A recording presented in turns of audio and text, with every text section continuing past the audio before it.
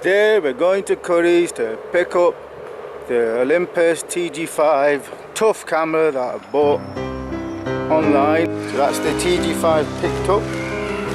Comes in a small box.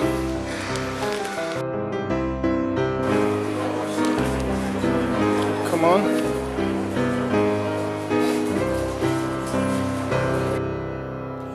Today we're going to see how the Olympus TG-5 Tough performs in low light. That's outdoors at night, walking in the street. It basically has three settings that you could use for your video mode. There's the video mode. That's the way you select HD or 4K underwater. This basically has, you can adjust, not really much you can adjust. Yeah, you can adjust the aperture to let in more light. And then there's automatic, which takes care of everything, which I don't like because it's hit or miss whether it's sets to the right level or not, where you can't adjust anything really. Maybe just turn the flash off. My preferred mode is the custom mode. No, you could use the video mode, but that's basically automatic with a few extras, such as you can set the lighting. Most of the rest is automatic. I prefer custom so that it doesn't get carried away changing stuff, because it's hit or miss. The automatic on this camera is hit or miss whether it selects the right settings or not. But I'll show you all of the modes in operation, including automatic and video setting, as well as my preferred customs. But the first thing I'm going to do is I'm going to increase the aperture to maximum so that it records the brightest image possible when out and about. So one good thing about the TG-5 is that, unlike other cameras such as this CyberShot, where you don't matter what settings you do for aperture, it doesn't affect the video, you know, but with this one it does. So now I'm going to switch over to the TG-5, and you'll notice the changeover immediately because of the poor sound quality on TG-5. It's one of the negatives of being a waterproof camera. This sound is crap. Anyway, we're going to switch over to the TG-5 as we test it in low light outdoors. So now we're recording on the TG-5, and it is bright because I've set it to the maximum aperture. So we're going to go outdoors and see what it's like. Indoors is quite bright, as you can see, because I've set it to the maximum.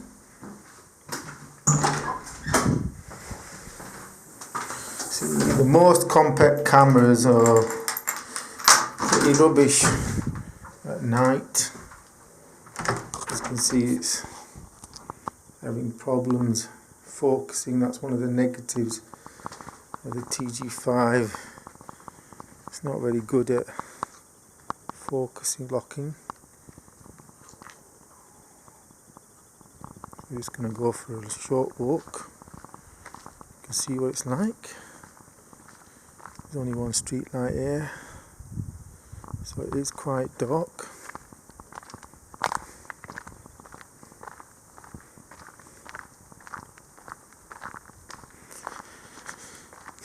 So how do I think this camera performs in low light? Well, it's all dependent on the sensor size. That's what it comes down to.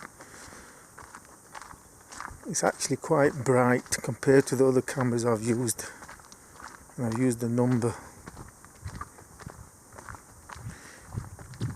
Like I said, I prefer the custom mode over the other mode. This is quite good. If it weren't for the problems in focusing, and the TG-5 would be perfect. Oh, of course, also sound. TG-5 sound is not good.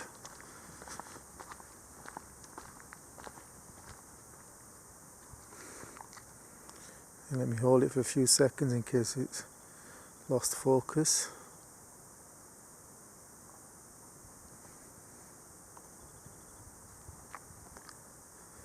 So the TG-5 performs well in low light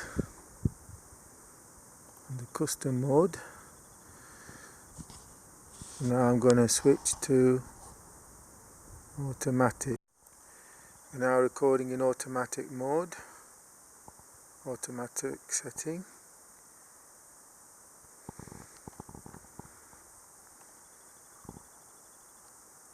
There isn't a significant difference, just I prefer custom, so more control. It's a bit too wandery, this camera, in automatic mode, and as you can see, I suspect it's more blurry, it's harder for it to focus. For some reason it takes longer, but the brightness level is very similar. Okay, so now I'm going to switch to video mode. So now this is shooting in HD video mode. Again, there's not much difference,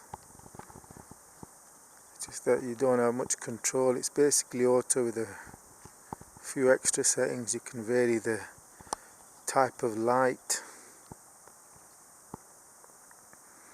you know, fluorescent or natural. So let's go back to custom mode. So this is in custom mode, my preferred, at the maximum aperture setting.